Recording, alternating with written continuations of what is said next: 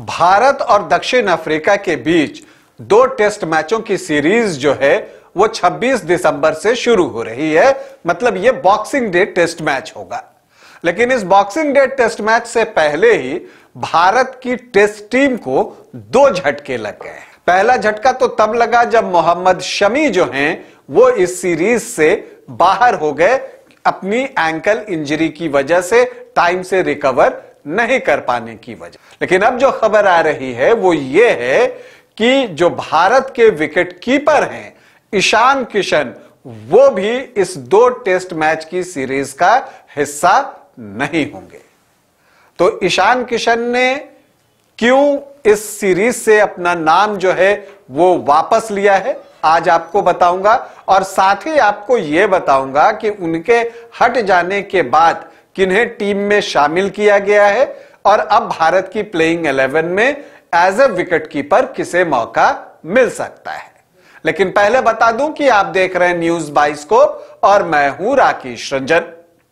Mohammed Shami test series से पहले ही बाहर हो चुके थे दक्षिण अफ्रीका के खिलाफ, जो सीरीज 26 दिसंबर से शुरू हो रही है उसमें।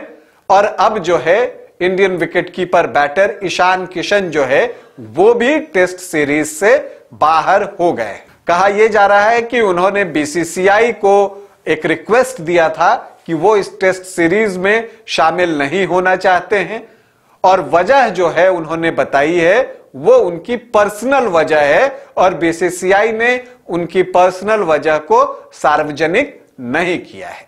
लेकिन व्यक्तिगत कारणों से जो है ईशान किशन अब दक्षिण अफ्रीका के खिलाफ 2 टेस्ट मैचों की सीरीज का हिस्सा नहीं होंगे। तो सवाल यह उठता है कि जब ईशान किशन बाहर हुए तो उनकी जगह कौन आया, क्योंकि मोहम्मद शमी के रिप्लेसमेंट के तौर पर कोई नाम आया नहीं था। तो खबर यह है कि मोहम्मद शमी के रिप्लेसमेंट के तौर पर भले कोई नहीं आया हो, लेकिन ईशान किशन के रिप्लेसमेंट के तौर पर नाम आ गया है और वो नाम है केएस भरत का। यह ऑस्ट्रेलिया के खिलाफ उन्होंने इसी साल जो है अपना टेस्ट डेब्यू किया था और उसके बाद कुछ मैचेस उन्होंने खेले हैं और वर्ल्ड टेस्ट चैंपियनशिप का फाइनल भी उन्होंने खेला था।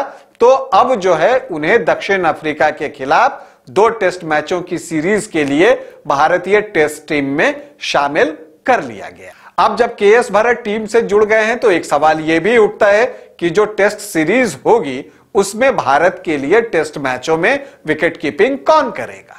तो जो देखकर लग रहा है और प्लानिंग लग रही है वो ये प्लानिंग लग रही है कि केएल राहुल ही टेस्ट मैचों में भी भारत के लिए विकेट कीपिंग करते हुए नजर आएंगे, क्योंकि केएल राहुल ने इधर जो वनडे इंटरनेशनल में विकेट कीपिंग की है वो काबिले तारीफ की है। उनका प्रदर्शन विकेट के पीछे बेहतर रहा है और अब टेस्ट मैचों में भी टीम मैनेजमेंट उन्हें एज ए विकेट कीपर आजमा सकता। और उसकी वजह भी है क्योंकि एक तो उनकी विकेट कीपिंग अच्छी हुई है और दूसरी बात यह है कि वो जब एक विकेट कीपर के तौर पर खेलेंगे तो जो टीम का संतुलन है वो बेहतर हो जाएगा, वो मजबूत हो जाएगा।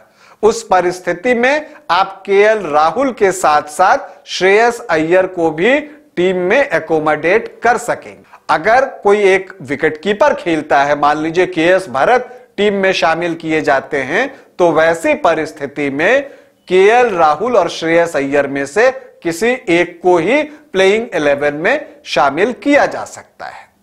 तो इसलिए मुझे लगता है कि केएल राहुल टेस्ट मैचेस में भी विकेट कीपिंग करेंगे और as a wicket keeper batter जो है वो खेलेंगे। और जो टेस्ट टीम अनाउंस हुआ है उसमें उनके नाम के आगे विकेट कीपर लिखा हुआ है, तो इससे लगता है कि केएल राहुल जो है वो विकेट कीपर बैटर के तौर पर टेस्ट मैचों में खेलेंगे और श्रेयस अय्यर को भी प्लेइंग 11 में जगह मिलेगी। फिलहाल आपके लिए सूचना यह है कि मोहम्मद शमी के बाद ईशान किशन भी दक्षिण अफ्रीका के खिलाफ 2 टेस्ट मैचों की सीरीज से बाहर हो गए हैं। उन्होंने बीसीसीआई को रिक्वेस्ट दिया था कि पर्सनल रीजन की वजह से वो जो है 2 टेस्ट मैचों की सीरीज का हिस्सा नहीं हो पाएंगे। बीसीसीआई ने उनका अनुरोध स्वीकार कर लिया है और उनकी जगह केएस भरत को भारत की टेस्ट टीम के साथ जोड़ दिया है। अभी के लिए इतना ही। इजाजत दें, नमस्कार।